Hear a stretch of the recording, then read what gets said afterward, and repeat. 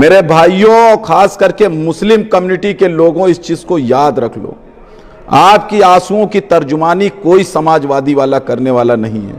कोई बसपाई समाजवादी में बैठे हुए मुस्लिम चपरासियों से कोई उम्मीद का तवक्को मत रखिएगा। समाजवादी पार्टी में बैठे हुए किसी भी चाटुकार से मुस्लिम कम्युनिटी के लोग कोई तवक्को मत रखिएगा कि ये आपके हक हुकूक की बात उठाएंगे। अगर आपके हक हुकूक की कोई बात उठा सकता है तो वो सिर्फ कुल हिंद मजलिस इत्तेहादुल मुस्लिमीन और मजलिस इत्तेहादुल मुस्लिमीन के जो भी अरकान हैं, जो भी पदाधिकारी हैं, वही उठा सकते हैं। इसके अलावा आपकी हक हुकूक की बात कोई नहीं उठाएगा। और एक चीज को जान लीजिए, क्योंकि जब इत्तेहाद पे हमको ये मालूम है कि इत्तेहाद पे अल्लाह की रहमत और अल्लाह की नुसरत आएगी, तो इत्तेहाद क्यों नहीं कायम कर रहे हो? क्यों जाति मफाद के चक्कर में पड़े हुए हो? आपने देखा नहीं कि आसिफ को मंदिर में पानी पीने के लिए किस तरीके से, किस बेरहमी से मारा, किस तरीके से उसके प्राइवेट पार्ट्स पे लात मारा जा रहा है?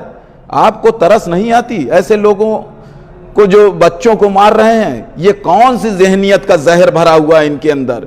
कौन सी सोच लेकर के ये इस तरीके से काम कर रहे हैं? आओ हमारी मस्जिदों के पास कोई भी प्यासा हिंदू हो, कोई भी प्यासा दलित हो, कोई भी प्यासा सिख हो, कोई भी प्यासा ईसाई हो, आओ, हम पानी ही नहीं आपको शरबत भी पिलाएंगे। हम शरबत ही नहीं आपको मीठा खिला करके इंशाअल्लाह ताला पानी पिलाएंगे। और मैं अपने मस्जिद के तमाम जिम्मेदारों से जो जहां तक मेरी आवाज जा रही है उनसे मैं कहूंगा कि अपने मस्जिद के बाहर इस तरीके का पोस्टर लगाएं और खास करके उस पोस्टर पे ये लिख दें कि ये खास करके हर प्यासे हिंदू भाइयों के लिए हमारी मस्जिद का दरवाजा खुला हुआ है।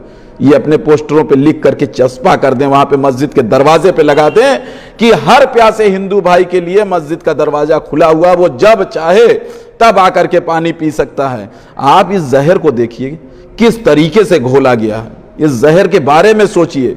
ये टांडा की सरजमीन तक आ चुका है ये जहर, और टांडा के लोग अभी भी चाय खानों की रौनक और ढपली बजा रहे हैं। टांडा के लोग अभी भी समाजवादी और बसपा बात कर रहे हैं। टांडा के लोग अभी भी ये सोच रहे हैं कि अखिलेश यादव आएगा तो उसके बाद यहाँ की रौनक चकाचौंध बन जाएगी। अरे अहमद हसन यहाँ थे मंत्री, 4 मरतबे 4 टर्म्स में कैबिनेट मंत्री रहे। क्या कोई इस फेसबुक के माध्यम से मैं चैलेंज करता हूँ, टांडा की आवाम को कितना फैज पहुंचाया, टांडा में कितनी नौकरियां अहमद हसन ने दिलाई, टांडा के लोगों को आप देख नहीं रहे हैं? जिस परिवार से वो बिलोंग करते हैं, जिस परिवार में उनके लड़के की ससुराल है, वो परिवार आज दूध बेच रहा है। वो परिवार आज दूध बेच रहा है, रबड़ी बेच रहा है, मिठाई बेच रहा है। आपको नहीं एहसास हो रहा है इस चीज का? जाओ देखो, अपनी नंगी आंखों से देखो, जाओ देखो, खड़े हो वहां पर। जिस परिवार से वो बिलोंग करते हैं, जिस परिवार में उनके लड़के का रिश्ता हुआ, जिस परिवार में उनकी रिश्तेदारियां हैं, वो टांडा में ही रहता है, अलीगंज में। जाओ देखो वो परिवार क्या कर रहा है। जो एक परिवार में अपनी एक नौकरी ना दे सके, वो आवाम का क्या फायदा पहुंचाएगा? वो आवाम को क्या फैज पहुंचाएगा? आसिफ को इसलिए मारा गया क्योंकि वो मुसलमान था, और मारने वाला कौन था? वही उसी कम्युनिटी के लोग जिनको मुसलमानों ने झोली भर भर के वोट दिया। मेरे मुसलमान भाइयों, एक चीज याद रखना, और आंकड़ा जाकर के अगर किसी के पास नहीं होगा आकर के मुझसे ले लेगा। अभी तक हिंदुस्तान की सरजमीन पे 136 नियर अबाउट मॉब लिंचिंग हुई है, और जिसमें से हर मॉब लिंचिंग के अंदर ज्यादातर तादाद मारने वालों की यादव कम्युनिटी की है। ये बजरंग दली कौन है? ये यादव हैं। ये कलावा कौन पहनते हैं? ये यादव पहनते हैं। समझ रहे हैं? इस चीज को समझो। और हम अखिलेश यादव को अपना रहनुमा, अपना सरपरस्त मांगते हैं। मुसलमानों, गलत फहमी में जी रहे हो। याद रखना, जहां जहां यादव कम्युनिटी के लोग हैं वहां मुसलमान को चुनाव लड़ा करके देख लो।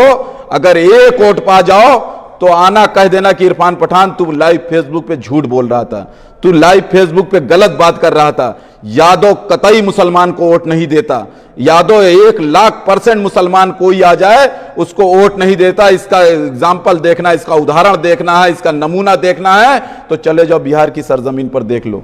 जाकर के बिहार की सरजमीन पे देख लो, तेजस्वी यादव ने जितने मुस्लिमों को टिकट दिया था, जितने मुस्लिमों को चुनाव लड़ाने के लिए टिकट दिया था, वहां पे यादव कम्युनिटी ने भाजपा को वोट दी है। मुसलमान से सबसे ज्यादा हसद और जलन और ये सारी चीजें रखने वाला, कम्युनल सोच रखने वाला अगर हिंदुस्तान की सरजमीन पर कोई कम्युनिटी है तो वो यादव बिरादरी है। मुलायम सिंह यादव ने अपने बेटे को कहा नहीं था, याद है कि भूल गए मुसलमानों, तुमको तो भूलने की आदत बहुत है, तुम तो भूलते बहुत जल्दी हो। बाबरी मस्जिद भूल गए, करबला भूल गए, तमाम ऐसी शहादतें भूल गए, एनआरसी एनपीआर में मारे गए मुसलमानों के दुख दर्द भूल गए, मुजफ्फरनगर में मारे गए मुसलमानों का दुख दर्द भूल गए, वहां हमारी बहनों की असमत रेजी हुई वो भूल गए।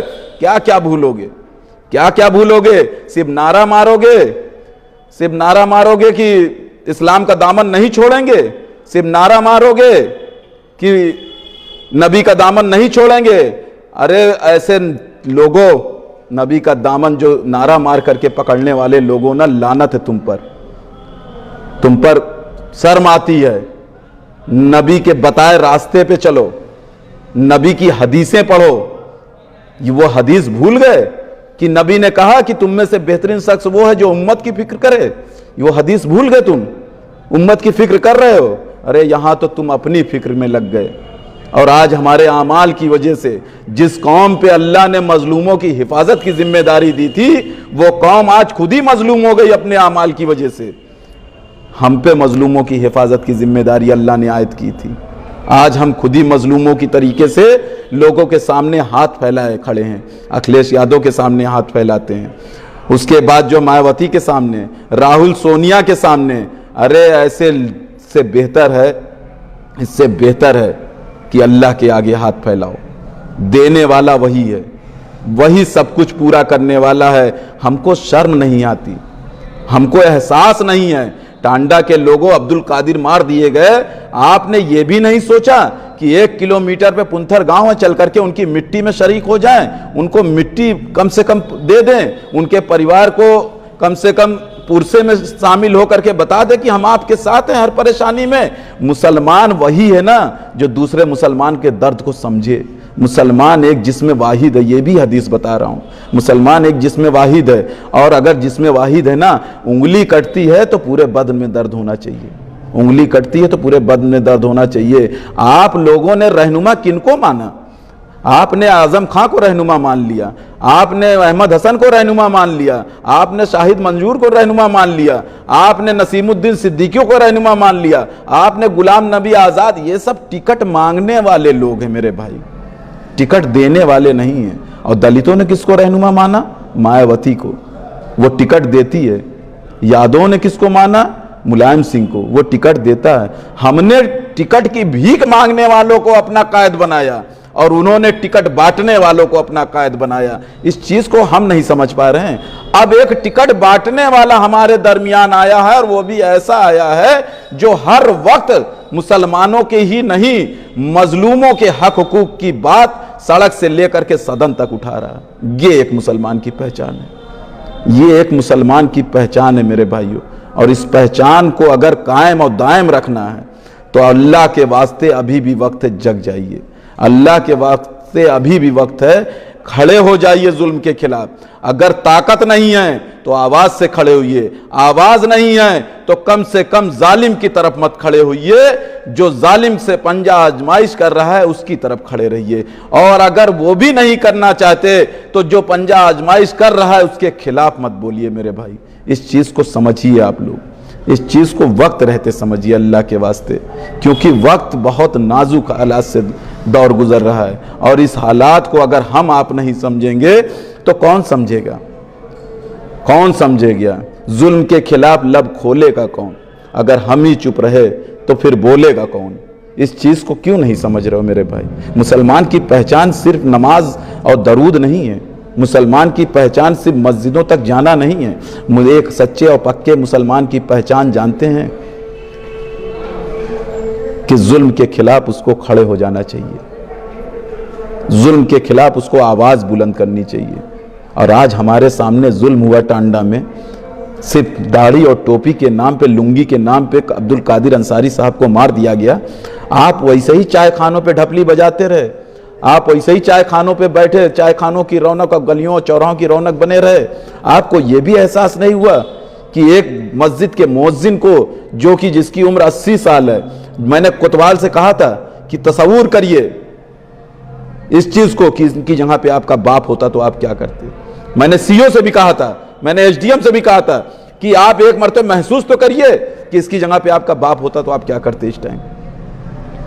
वो गैर मुस्लिम थे, उनकी आंखों में आंसू भर गया जब मैंने ये अल्फाज बोले। लेकिन हम मुसलमान होकर के, हम सब कुछ अपने को मुसलमान कहते हैं, हम नाम लिखते हैं मोहम्मद फलां, आमिर अहमद, तमाम चीजें लिखते हैं, लेकिन आमाल हमारे आज कैसे हैं? हम आमाल को क्यों नहीं टटोल रहे हैं? हम आमाल का अपना क्यों नहीं मुताल्ला कर रहे हैं कि हमारे आमाल हैं कहाँ पे? अल्लाह का अजाब क्यों हमको चारों तरफ से घेर रहा है?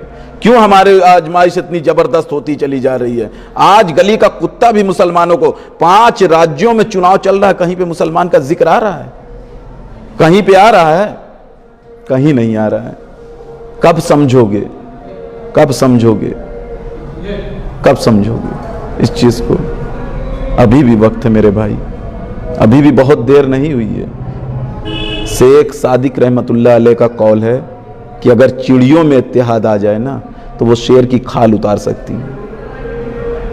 और हम तो टांडा ही नहीं, उत्तर प्रदेश में लातादाद हैं। आज एक इंसान जो हमारे लिए लड़ रहा है, सड़क से सदन तक लड़ रहा है, हर मुद्दे पे आवाज उठा रहा है, अल्लाह ने जितनी उसको इस्तिताअत दी है उतनी आवाज वो बुलंद कर रहा है, उसके बाद भी हमारी गैरत नहीं जग रही है। हमें होश नहीं आ रहा है कि अब तो मुतबादिल हमारे सामने आकर के खड़ा है, अब तो विकल्प हमारे सामने है, अब तो ऑप्शन हमारे सामने है, अब तो लब्बैक बोल दिया जाए। 7 साल से मैं कुल हिंद मजलिस इत्तेहादुल मुस्लिमीन के लिए मेहनत कर रहा हूँ, सिर्फ इस सोच के लिए ना। मैं अभी भी कह रहा हूँ, लेकर के आओ, लेकर के आओ बासलाहियत, बासऊर और कौम का दर्द रखने वाला। मैं आज भी अपने पद को छोड़ने के लिए तैयार हूं, अपनी जगह को छोड़ने के लिए तैयार हूं। लेकर के आओ, आओ ना, खड़े हो, कौम का दर्द महसूस कराओ ना कि मेरे अंदर भी कौम का दर्द है, मेरा दिल भी अपनी कौम के लिए धड़कता है, मेरे अंदर भी सिहरन होती है जब मेरे कौम के लोगों को के ऊपर जुल्म होता है। अल्लाह जिसको तौफीक देगा उसी को दर्द महसूस होगा, अल्लाह जिसको हिदायत देगा उसी को कौम का दर्द महसूस होगा। मुझको उस हदीस को जब मैं पढ़ता हूँ कि तुम में से बेहतरीन शख्स वो है जो उम्मत की फिक्र करे। क्यों आए गरीब नवाज वहां से चल करके, हजारों मील से चल करके अजमेर शरीफ में? उम्मत का दर्द था। क्यों आए गाजी सरकार बहराइच की सरजमीन पर? उम्मत का दर्द था, उम्मत पे जुल्म हो रहा था, उम्मत बुत पूज रही थी, उम्मत लोगों का हक मार रही थी। क्यों आए यहाँ पे दरगाह शरीफ में समनान से चल करके मखदूम अशरफ समनानी? उम्मत का दर्द था। इस चीज को हम कब समझेंगे कि उम्मत के दर्द को लेकर के चलने वाले इंसान की रहबरी फरिश्ते करते हैं, उनकी रहबरी अल्लाह फरिश्तों से कराता है। उम्मत का दर्द पैदा करिए। उम्मत बेसहारा है इस टाइम, उम्मत के लोग जुल्म का शिकार होते जा रहे हैं। कम से कम उनको जगाइए, उनसे जाकर के मिलिए, उनके दुख दर्द में खड़े होइए, उनको हौसला दीजिए, उनसे बात करिए, उनको समझाइए, उनको राय रास्त पे लाइए। जो भटके हुए हैं उनको भी समझाइए। इस चीज को हम कब समझेंगे मेरे भाई? इस चीज को हम क्यों नहीं समझ रहे हैं? कुल हिंद मजलिस इत्तेहादुल मुस्लिमीन वो बेबाक आवाज है जो अब्दुल कादिर के ही लिए नहीं, अब्दुल कादिर अंसारी के लिए ही नहीं, किसी दलित पे भी जुल्म होगा ना तो पूरी अंबेडकर नगर यूनिट इंशाअल्लाह ताला उसके लिए आवाज़ उठाएगी, उसके लिए खड़ी होगी। किसी सिख पे भी जुल्म होगा ना तो उसके लिए भी आवाज़ उठाएगी। किसी हिंदू भाई पे, मजलूम पे जुल्म होगा तो उसके लिए भी इंशाअल्लाह ताला आवाज़ उठाएगी। ऐसा नहीं कि सिर्फ मुसलमानों के लिए। लेकिन आज की डेट में हिंदुस्तान की सरजमीन पर अगर कोई मजलूमों की लिस्ट में सबसे ऊपर आता है तो वो सिर्फ मुसलमान है, क्योंकि मुसलमानों ने अपनी क़यादत नहीं खड़ी की। मुसलमानों ने टिकट मांगने वालों को अपना नेता, अपना लीडर, अपना कायद माना। टिकट बांटने वालों को कभी अपना कायद नहीं बनाया।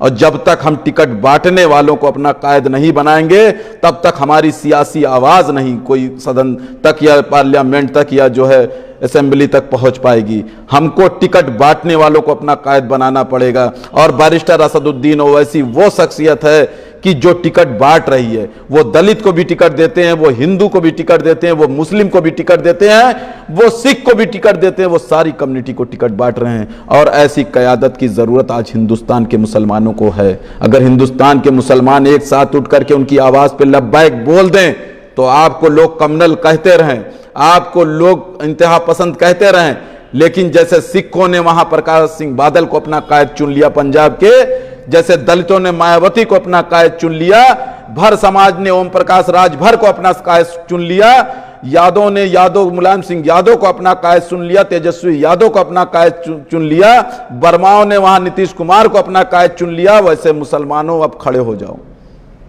अब खड़े हो जाओ, अभी भी वक्त है, अब खड़े हो जाओ, अपनी सियासी आवाज को पैदा करो, उसको मजबूती दो, उसके साथ रहो। कल टांडा में मेरे हाथों से एक ज्वाइनिंग हुई, शफात बेग साहब, जो अलनपुर पहलवानों की धरती बोली जाती है, वो कभी समाजवादी की पश्चिम की रीढ़ की हड्डी कल से पहले तक माने जाते थे। मेरे घर पे समाजवादियों ने कल पहुंच करके मुझसे बात की और कहा, इस चीज को याद करो, अपनी ताकत को पहचानो। कहा कि इरफान भाई, क्या समाजवादी को यहां से दफन कर देंगे क्या एकदम? क्या आपने कसम खा ली है? मैंने कहा, अगर तुमने इंसाफ किया होता, तुमने हमारी कम्युनिटी को हक दिया होता, तो शायद इरफान पठान पैदा ना हुआ होता। आज इरफान पठान पैदा हुआ है तो अपने कौम के जुल्म हुए जुल्मों का हिसाब लेने के लिए, और इंशाअल्लाह ताला आने वाले वक्त में अपने कौम पे हुए हर एक एक जुल्म का अगर जिंदगी रही तो हिसाब लिया जाएगा। मैं चूंकि आधा घंटा नियर अबाउट लाइव कर चुका हूं और मैं बहुत ज़्यादा चूंकि लाइव करने के मूड में भी नहीं था, लेकिन मैंने कहा कि कम से कम इस हालात हाजरा से आपको वाकिफ करा दिया जाए। तो इन सारी चीज़ों को मैं आपके सामने भीख मांगता हूं, अल्लाह के वास्ते इत्तेहाद की भीख, इत्तेहाद की भीख दे दीजिए MIM को, और इस बात को समझ लीजिए वक्त रहते। जितनी जल्दी समझ जाएंगे उतने ही आने वाली नस्लों का मुस्तकबिल रोशन होगा इंशाअल्लाह ताला। उस पैगाम को, MIM के पैगाम को, जो मैं 15-20 दिन में लाइव आकर के आपके सामने पेश करता हूँ, जब दिल एकदम भर जाता है तभी मैं आपके सामने आता हूँ और उसको पेश करता हूँ कि कम से कम अब तो कौम को जग जाना चाहिए, अब तो कौम को अपना रहनुमा चुन लेना चाहिए, अब तो कौम को खड़े हो जाना चाहिए जुल्म के खिलाफ। कब तक नहीं जगोगे? जब तक आग तुम्हारे घरों तक नहीं पहुंच जाएगी, जब तक वो अब्दुल कादिर पुंथर में रहने वाला तुम्हारे घर का कोई ना हो जाए। क्या तब तक कसम खा रखे हो? कौन सी कसम खा ली है? कौन सा फायदा मुलायम सिंह यादव, अखिलेश यादव ने तुमको दे दिया है? शायद तुम्हारा जवाब अपने दिल को टटोलोगे तो नाम ही मिलेगा। मेरी इन चंद बातों को याद रखना। आज मैं हूं, कल नहीं रहूंगा, लेकिन आप इत्तेहाद का पैगाम जरूर आम करिएगा।